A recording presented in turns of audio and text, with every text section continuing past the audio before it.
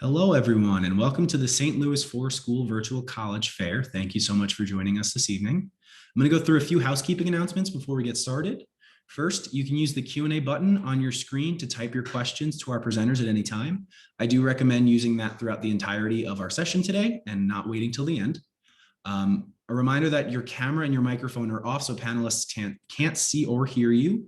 That being said, only way to get your questions asked and answered is using that Q&A button. This is just one of many different sessions happening, so be sure to sign up for more. And these presentations are being recorded and will be available within about a week at strivescan.com/St. Louis for School. Again, that's strivescan.com/St. Louis for School, St. ST. So without any further ado, I'd like to turn it over to our presenters, starting first with Michigan State University. Thank you very much. Thank you all for taking some time out of your evening to learn about some great colleges, or maybe you're watching this later after the fact, but thank you so much for attending our program.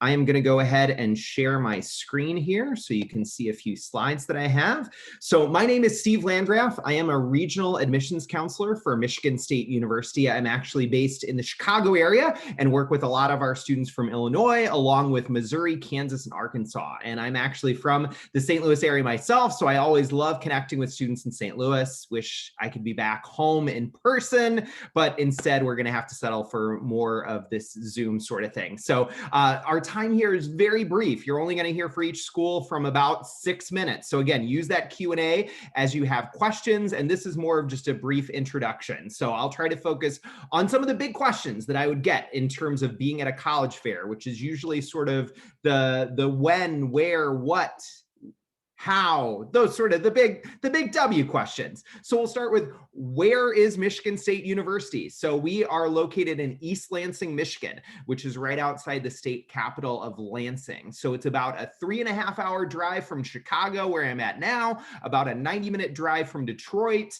about a 7.5-hour drive from the St. Louis area, just about 500 miles away from St. Louis. So that's where we are, again, in East Lansing, Michigan, right outside the state capital of Lansing. And then who are we as a university? Well, we're a pretty big school. We've got a pretty big campus, about 5,300 acres. We're about the 8th largest college in the United States in terms of enrollment, and we have a very large, beautiful campus. Just a few photos there. You see our football stadium, our Wharton Center, a few of our buildings on campus at Michigan State University. So again, we are one of the largest schools in the US. We are a Big Ten university, as some of you maybe already know. We've got about 50,000 total students and about 39,000 undergraduate students who are working on that bachelor's degree. We are a large, diverse student body. We certainly don't shy away from that. We think that that is a strength of ours, our size and our diversity. We have students from all 50 states and about 140 different countries. So we are a big place. And with a big school like that, it certainly opens up a lot of opportunities for our students. And the size doesn't necessarily play out the way you might think. We actually have a 16-to-1 student to faculty ratio, and 84% of your classes as a Michigan State student are going to have 50 students or fewer. So it is a big place, but we certainly have a lot of faculty and staff to work with you. So what can you do at Michigan State? That's obviously a really, really broad question. Obviously, for some of you, your college searches may be starting with checking out some of the schools tonight based on our size or our location or scholarships we offer, things of that nature. But for a lot of you, your search probably starts with your major. What do you want to study, or what are a few areas you're considering studying? So we have about 200 different majors at Michigan State University. We were founded as an agriculture school way back in 1855. So still really well known for our agriculture programs, as well as STEM fields, very well known for our College of Engineering. We also have 3 medical schools on our campus. We have a great business school, great education program. So again, about 200 different areas of study across 17 degree granting colleges. And you see just a few stats on the screen here about our job placement rate, our alumni network. So lots of great things you can do. And then when you think of things outside the classroom, there are so many opportunities. We have over 900 clubs and organizations, some of the best study abroad programs. We go to about 275 different locations across over 70 different countries. We go to all 7 continents for study abroad. We give all of our out-of-state students a special scholarship for study abroad. So that's just one of the areas you can get involved in. We also have a great honors college. Again, not enough time to go into all of that in 6 minutes, but how do you get to be a Michigan State student? So if you're listening and you're a senior, we're still actually taking applications for another week. We're getting really close to May 1st, but we know most of you are checking this out, probably juniors, sophomores, maybe even freshmen. So our application generally opens up around August 1st every fall. We do have our own application on our website, as well as offering our application on the Common App and the Coalition application website. We are test optional now. We're going to be test optional for the next 5 years. So in order to submit your application, you just have to fill out the app and send us an official transcript from your high school, as well as writing one brief essay. And then there's a $65 application fee unless you qualify for a fee waiver. You'll be able to indicate at the time of application if you want to apply test optional or not. And if you do want to apply with test scores, you will actually self-report those. As you see on the screen, you do want to apply by November 1st for maximum scholarship consideration and maximum consideration for all of our opportunities with our honors college. And your regular application serves as your application for scholarships and for consideration for the honors college. This is a snapshot of some of the scholarships you might receive as an out-of-state student based on your academics. You're eligible for the same awards whether you send in a test score or not. This particular chart shows with reference in terms of test scores and GPA, but you are eligible for the same awards whether you send in a test score or not. Lastly, I would just say we would certainly encourage you to come and see our campus. Currently, we are not open for official public tours, but we're certainly hoping to resume those here later in the summer. But in the meantime, we have a lot of great virtual programming, student panels, things of that nature that you can check out virtually. So definitely come and learn more about Michigan State University. Thank you for your time, and go green. Great, thank you so much. Next, we will hear from Michigan Technological University.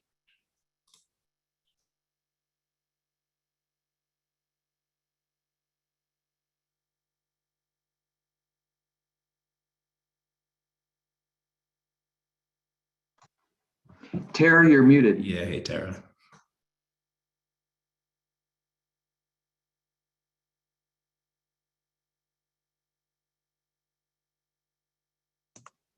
Sorry. Thank you. It wouldn't be a Zoom meeting without one of me, right? Okay, so sorry about that. So thank you so much for coming. Michigan Technological University, we're excited to talk about that today. My name is Tara Brewer. I am regionally based in the Illinois area, so not too far from you guys. And like Steve said, on a normal year, I would really love to be there in person. Michigan Tech is obviously located in Michigan, but unlike many of my Michigan colleagues, we are in the Upper Peninsula of Michigan, which is pretty unique. Most of my Illinois students, it's about an 8-hour drive away from Chicago. So from St. Louis, probably closer to like a 10 or 12-hour drive. There is a 45-minute flight from O'Hare, so you can fly into O'Hare and then fly straight up to campus. But if you did drive, you would see more trees than people. You might see a moose on your drive to campus. I've seen bear. This is a very different type of geographic location than what a lot of my students are used to. This is a deep, dense North Woods. It's one of the top 10 outdoor adventure areas in the country. And we are right near the shores of Lake Superior. You can see our campus there. It's all walkable. It takes about 15 minutes to get from one end to the other. And the community we're located in is very rural as well, about 14,000 people in our total community. But don't worry, we still have like Pizza Hut and Big B, which is like a combination of Dunkin' Donuts and Starbucks and Jimmy John's and Taco Bell and all the places you can want to go. And so a little bit more about us. We're 7,000 students total. So we're a mid-sized college, a good solid mid-sized college with just about 5,600 undergraduate students. So the most of our students are coming for their first 4 years. Some unique features for us are that 94% of all of our courses are taught by professors. It's a 13-to-1 student to teacher ratio. And the average class size is about 25 or 30 students per class. So the professors know your name. They know if you're in class. They'll also know perhaps like, you know, what kind of research you may want to get involved in or what kind of company might be a good fit for you. Another unique feature for us is that we have 2 career fairs on campus each year, where over 500 companies come to Michigan Tech every year to meet with our students. Companies like Google and Tesla and Apple and the Air Force. And so it's a lot of opportunity for you guys, and that has really strong results. For the last, I think it's been 8 years now at least, we've been ranked in the top 15 for highest starting salaries out of all the public universities in the country. This last year, the average starting salary was just about $66,000. I mentioned the research on campus, and I like to touch on it a little bit more. It's a big part of how we learn. We're primarily known for our STEM fields. You probably gleaned that from the technological part of our title. But about 80% of our students will come for something in the STEM area. Most of our students are probably just over 50% come for our College of Engineering, but we do have over 100 different majors to choose from. So there's a lot going on, including some unique ones like audio production and sound design and engineering management. If you have any questions about those, let me know. But these are some examples on this screen here of how our students get that hands-on research. One I really like to talk about is our enterprise teams. These are student-run sort of like clubs that are structured like companies. So there's a student president, a student CFO, student project manager. So this is bringing in students from all over the campus, not just our College of Engineering or any one particular major, and they're all working together with industry on a particular initiative. So for example, our nano satellite, our aerospace design team is working on a nano satellite. They've done a few of these in the past. One even won a national competition and is now orbiting space, and the students built it, designed it, and then launched it through SpaceX. But they work with NASA and the Air Force on those designs, and they're given a budget, a timeline, and then a list of specifications, and then they produce the product. We did have over 126,000 hours of paid undergraduate research that happened on campus. So there's a lot of opportunity, even Engineers Without Borders. So if all that academically sounds like a good fit and geographically, it's free to apply. It's right on our website. There's no essay, no letter of recommendation. So all of that takes about 15 minutes, and then we do require transcripts. We are test optional for the fall of 2020 or for this upcoming year. So no worries about the test, but if you do have it, we'd love to use that information to help with scholarships. And this is just a snapshot of what we have for our out-of-state students. We automatically award scholarships to any student who applies and qualifies, and they range from 10,000 to 16,000 with a notable leading scholar award that you would separately apply for. It's a one-page essay and a one-page letter of recommendation, but it does range all the way up to full tuition, and that's listed right on the page here. For some reason, that one slide always does that. Let me see if I can get it back. Okay, so athletics. This is more about my campus life section. So I always like to kind of paint the picture, right? So 7,000 young adults in the middle of nowhere on the shores of Lake Superior. What do you do, right? We are Division I hockey. You kind of have to be when you're as close to Canada as we are. Then we have a variety of other Division II sports. And then we also have esports, which is fairly new to us. You can get scholarship to play video games as well. But our students are really outdoorsy, as well as the school spirit that drives a lot of what we do socially. But we bring in multicultural events from theater and music, all kinds of entertainment, comedians, all of that. But then, like I mentioned, the outdoors is such a big part of what we do. We actually have our own ski hill. We are one of the 3 snowiest colleges in the country with an average snowfall of just about 218 inches per year. So that ski hill comes in pretty handy. You can take snowboarding as a gym class or ski anytime you want. But hiking, biking, staying up late to watch the northern lights, checking out all the waterfalls, just a little bit of what we do on our campus. We even have like miles and miles of trail land right behind the residence halls that students love to explore as well. A little bit about our campus culture. Additionally, we have a lot of traditions. I know every college does. One that makes our, that's pretty specific to us is our winter carnival. People come from all over the country to check this out. This is a life-size statue. It's a 3-story tall statue. Sorry.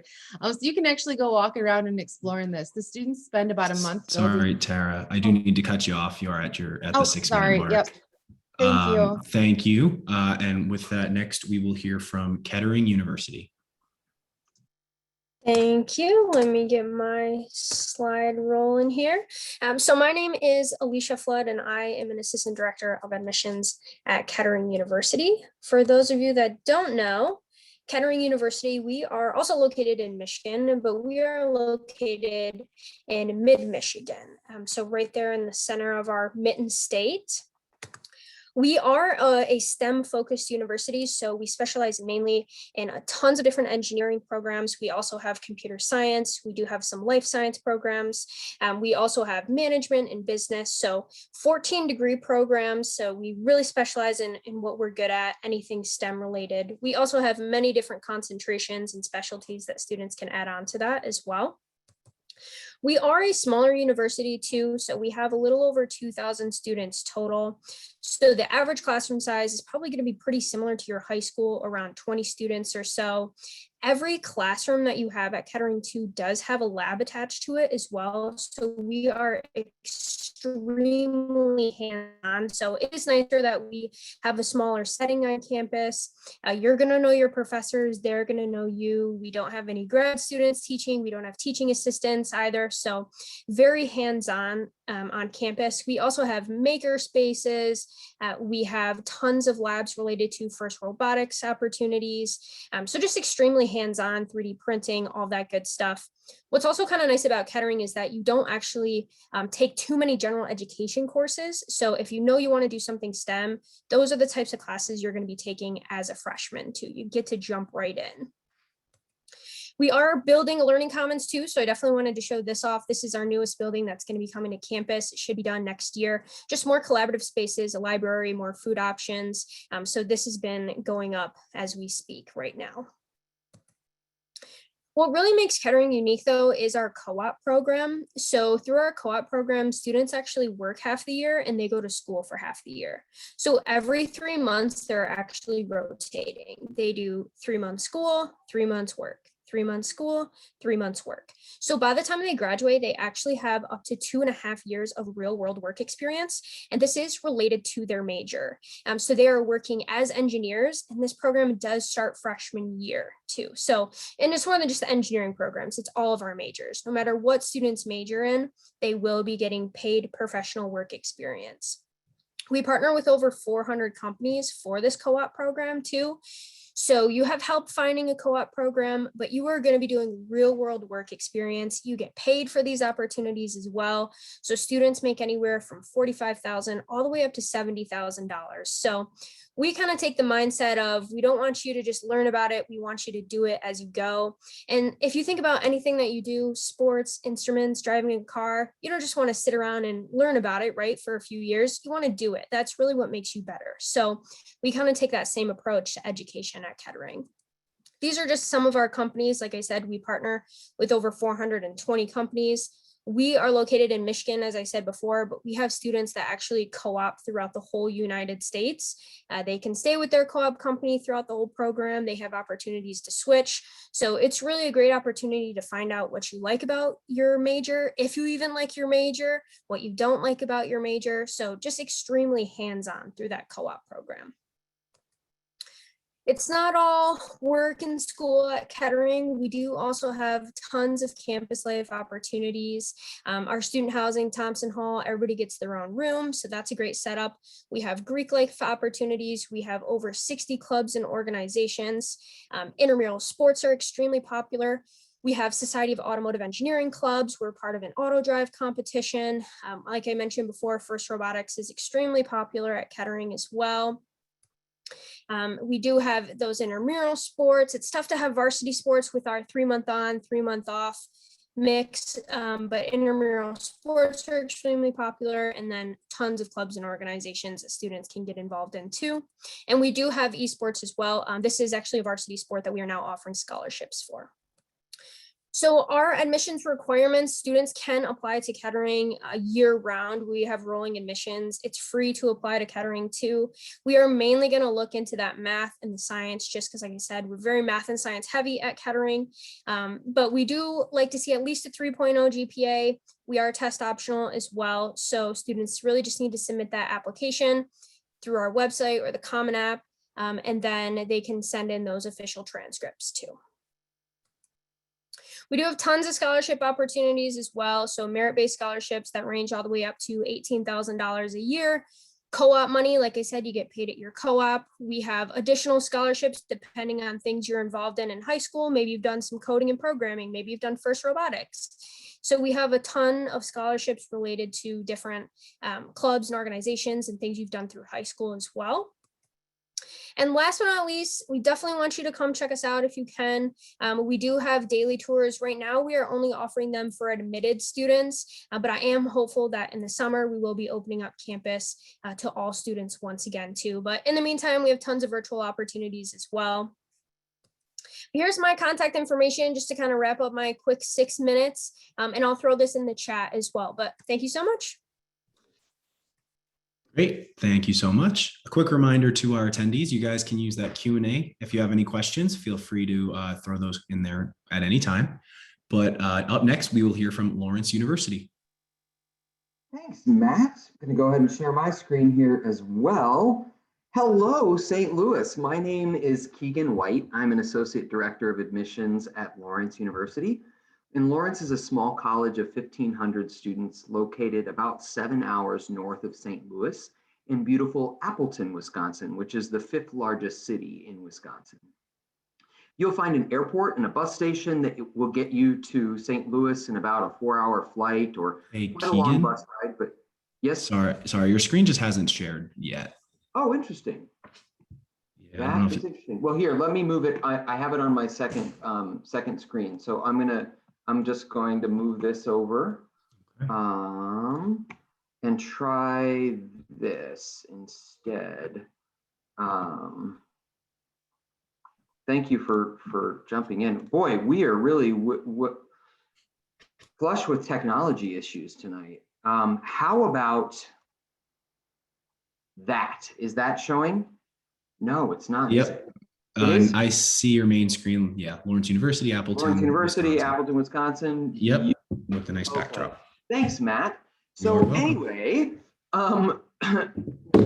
Appleton, where we are located, as you can see on the screen here now, is a bustling city. We have it right near downtown with lots of coffee shops and restaurants, farmers market, museums, trails. We actually have a performing arts center in town where we had Hamilton, Wicked, Dear Evan Hansen, so like big national touring shows. So it's really kind of the best of both worlds with a very small college in a great downtown city location. All right, hopefully you can see my second screen here, which tells us that Lawrence is unique in that we are both a nationally ranked college of liberal arts and sciences and a highly selective music conservatory. Both are undergraduate only, and you can pursue either a Bachelor of Arts degree in our college, a Bachelor of Music degree in our conservatory, or both through our double degree program. Students are challenged in their classroom and nurtured through personalized experiences in our small classes with a ton of faculty interaction, thanks in part to our 8-to-1 student to faculty ratio, which is one of the smallest in the country. We have a student body that's inherently curious, welcoming, engaging, passionate about what they do, and faculty are equally engaged, not only with their scholarship, but especially in their teaching. At Lawrence, we're small in number, but rich in people and resources, all deeply invested in the success of our students. The academic program at Lawrence is bookended by 2 quintessential scholarly experiences, our first-year studies and senior experience. First-year studies is an expansive introduction to the liberal arts, which ensures that each student and faculty member is exposed to a diversity of subjects and perspectives, and has the opportunity to learn, communicate, and expand their horizons. And then senior experience is the culmination of a Lawrence education, unique to each individual student, but universal to students across the university. Every graduating senior produces something significant. It could be an independent or collaborative research project, art exhibition, maybe a scholarly paper, or a senior recital. The point is that you're sharing your gifts, generating new knowledge in your subject area and preparing for your next step in life. This academic journey through the liberal arts teaches our students to be adaptable, to thrive in difficult circumstances, and doesn't just prepare you for a career, but rather helps you to thrive professionally, personally, and as a contributing member of your community. So it's no coincidence that our recent graduates enjoy a 98% placement rate 6 months after graduation. Like each of the 6 colleges represented tonight, Lawrence is a residential community with nearly 100% of our students living on campus all 4 years. And they live large, engaging in activities outside the classroom with endless energy, enthusiasm, and panache. Here at Lawrence, we have all the amenities of a big school in a big city right outside our residence hall doors. NCAA Division III athletics, world-class music, ensembles, and theater productions. We have 150 student organizations, events both large and small. Suffice it to say, if you have a passion you want to pursue in college, you'll find an outlet here at Lawrence. In addition to our residential campus in Appleton, we actually have 2 satellite campuses. The first is the one on the screen here. It's called Bjorklanden. It's a lodge on a mile of Lake Michigan shoreline in Door County, Wisconsin, that students use as a weekend retreat center and to, stage Viking raids of Michigan Tech University. No, I'm just kidding. But it's a truly beautiful and serene setting that holds a special place in the hearts of all Lawrence students. And then our last campus is our London Center, which is in central London, the most popular of our 50 study abroad programs. So if you're looking for a global experience, to be, pushed out of your comfort zone, to connect closely with your peers and your faculty, you're going to find that diverse curriculum, community, and campus here at Lawrence University. Here's a quick look at the average profile of our incoming students. We have a holistic review process, and we do not require standardized test scores for admission or scholarship consideration. For some applicants, an optional interview is a great way to help me discover your true fit and ability to succeed here at Lawrence. I actually had one of my most memorable interviews ever at the Clayton Starbucks immediately before one of the 4 school college fairs. So they really do stick in our mind, and it's just a great way to show us who you are. But just remember that the first key to show your academic preparedness, the first key that you need to show us is your academic preparedness or potential. We also have great financial aid, which I really don't have time to talk about, unfortunately, but we meet much of our students' need and provide both need-based and merit-based support from our Lawrence University funding. And then I'll just end by saying that this is me, Keegan, but I'm actually covering for my colleague, Mary Kate, who is on maternity leave. She just had a beautiful boy. So when you apply in the coming months, you will likely be working with Mary Kate Smith, but feel free to reach out to me anytime. Thanks so much. Great, thank you. And next we will hear from Beloit College. Great, I'm just gonna start sharing my screen. Please do, because I've lost my meeting controls here during my tech issues. Great, so my name is Cherish Golden. I am an admission counselor at Beloit College. We are also a small private liberal arts college. We're at the bottom of the state of Wisconsin. So from St. Louis, that's about a 4.5-hour drive. So I'm just gonna give you some quick info about us.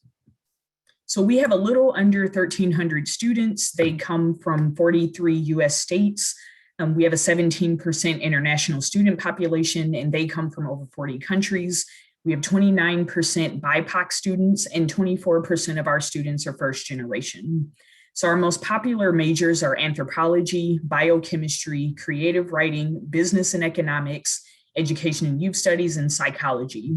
We also have 2 teaching museums on campus, the Logan Museum of Anthropology and the Wright Museum of Art. So students can actually get hands-on experience in these buildings, and they can take classes. And then we also have a museum studies minor. 1 out of 3 students choose to double major, and 93% were employed or in graduate school within 6 months of graduation.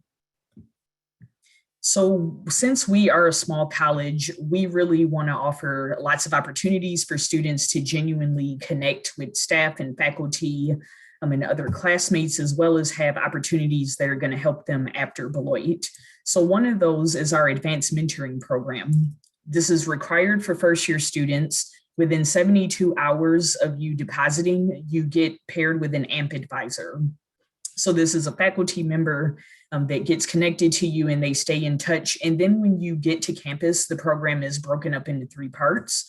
And we also have career channels, which are optional programs meant to give you hands-on experience in an area of interest. So our current channels are arts, business and entrepreneurship, health and healing, justice and rights, sustainability, world building, and sports, fitness, and recreation. So a vibrant community designed for you. We are a residential college, so we do require students to live on campus for 3 years. This looked a little different this year because of the pandemic. We gave students the option if they wanted to be on campus physically or if they wanted to stay remote. But this is really a campus designed for your needs. There's something for everyone at Beloit College. This picture is the outside of our new Student Union and Recreation Center, the Powerhouse. We have 18 Division III varsity athletic teams. We also have special interest housing, which is affinity-based.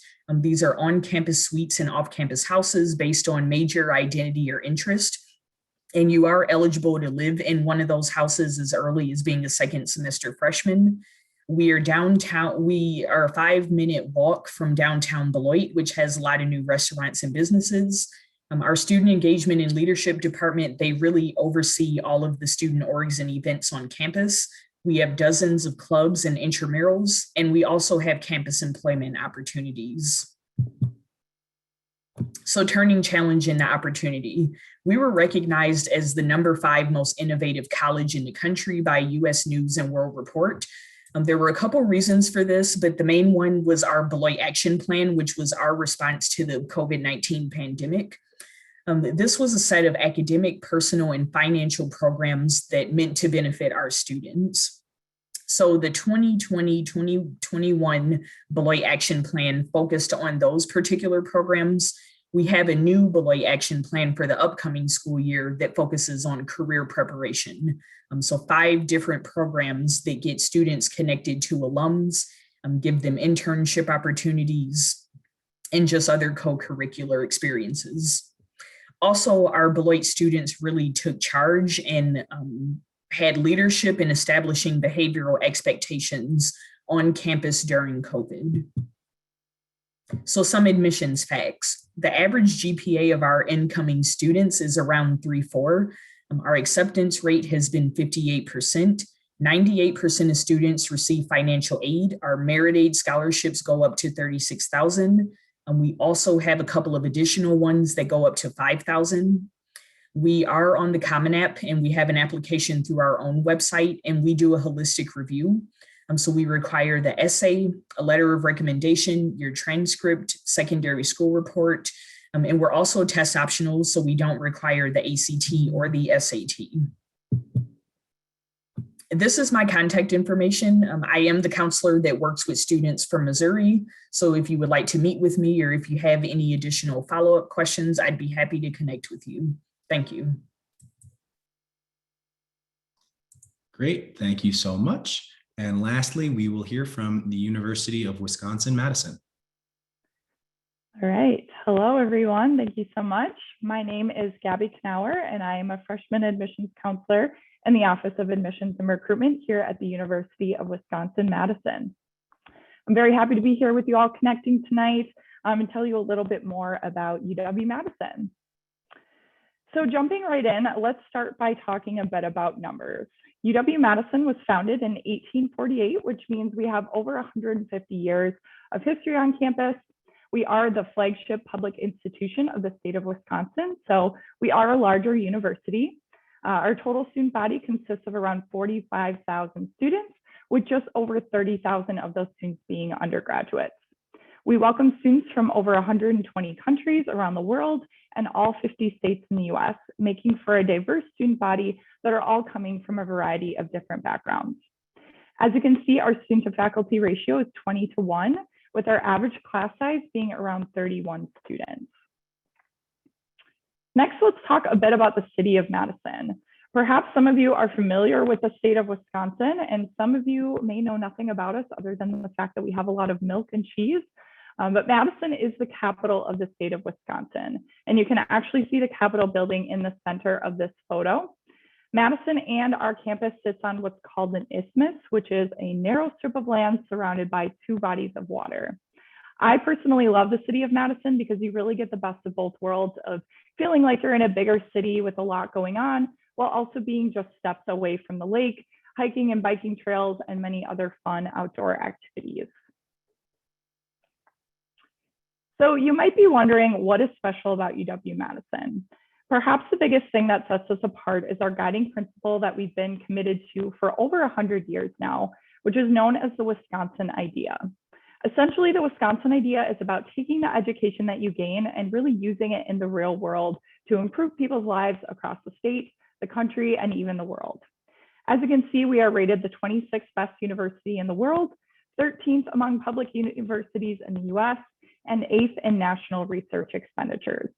We also produce the highest amount of Peace Corps volunteers, which again really shows how students are using their education to help improve or to help others around the world after they graduate.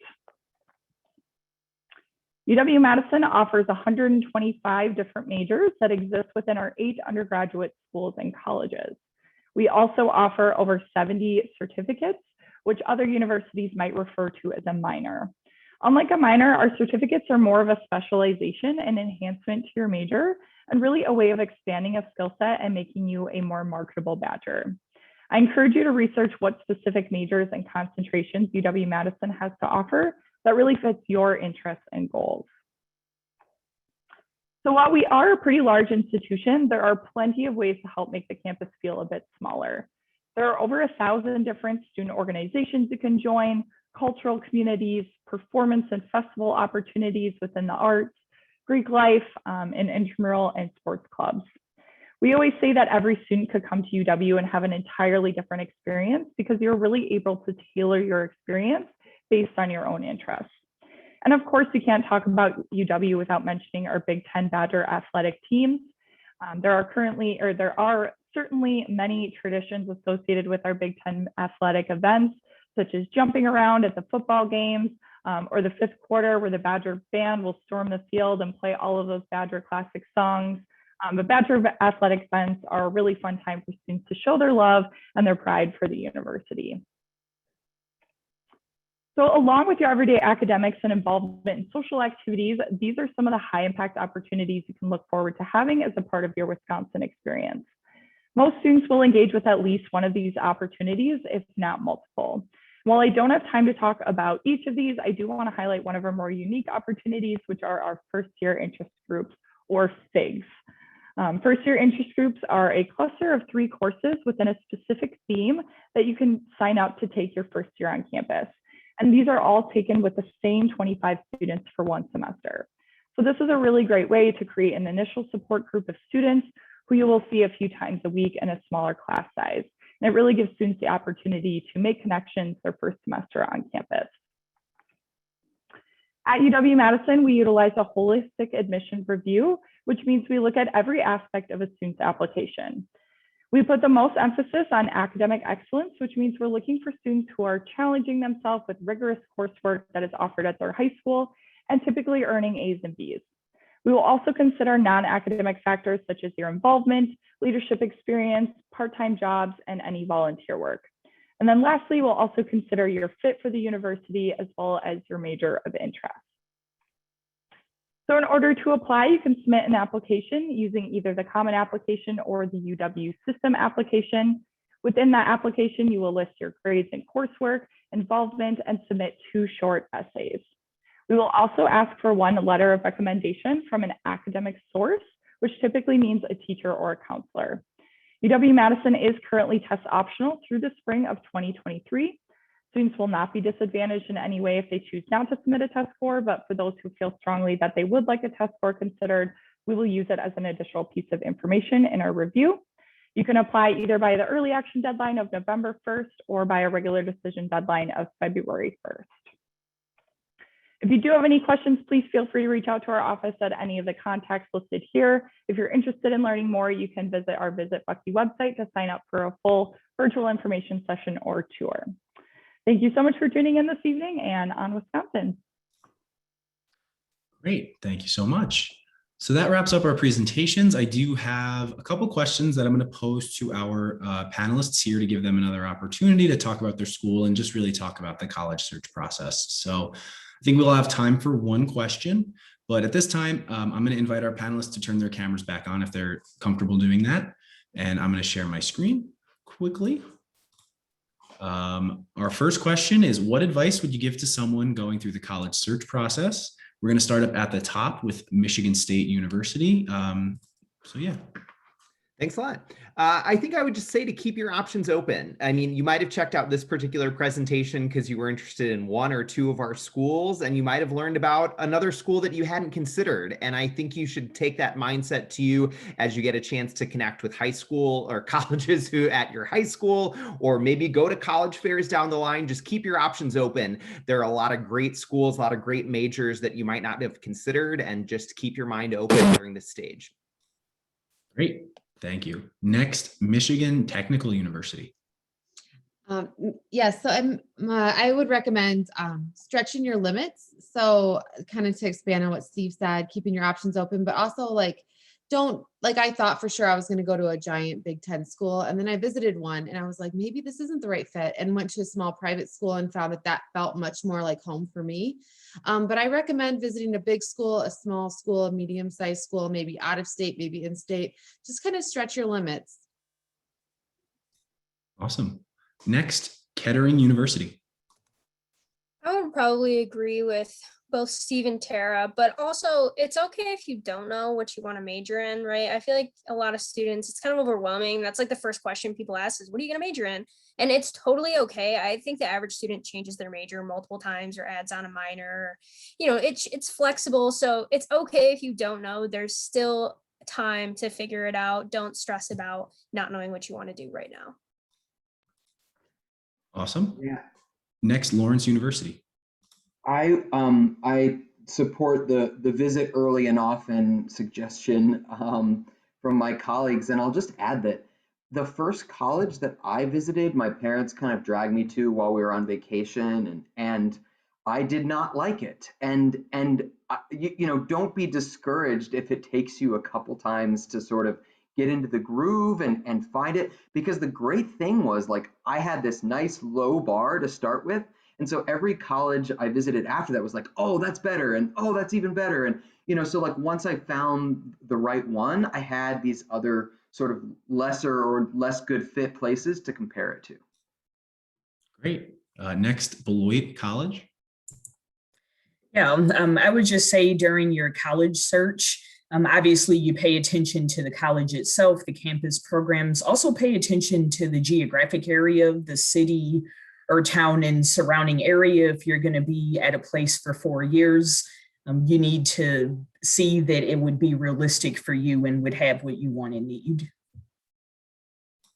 Great. And lastly, we will hear from University of Wisconsin-Madison.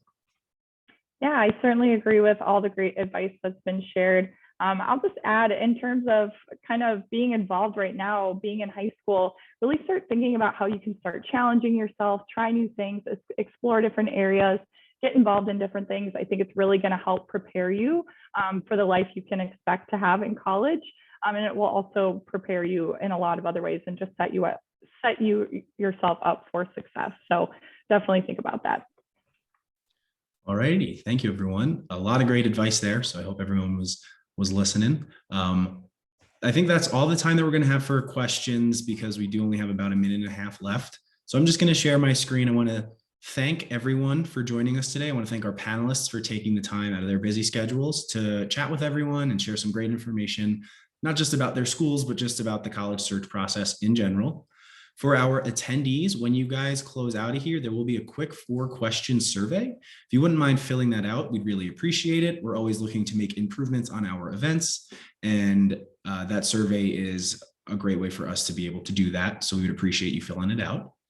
A reminder, there is another hour of programming tonight. So if you can and you would like to listen to more, hear from more schools, you can sign up for another session. And recordings will be available at the website you see on your screen there, strivescan.com/St. Louis for School. Again, that's strivescan.com/ST Louis for School. So we have about a minute left. I'm going to leave the room open. If you guys have any questions, feel free to put them in the Q&A now. If our reps can't answer them before the end of the session, they will get your name and contact info and the question and can follow up with you shortly. But thank you again to everyone. And if I don't get to see you again or get to talk to you again, have a great night.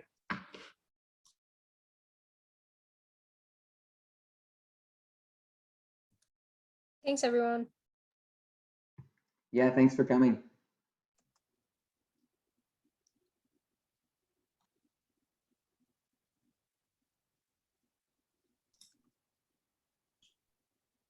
All righty. Doesn't look like we have any questions. So I'm going to go ahead and end our chat, but thank you everyone and have a great night.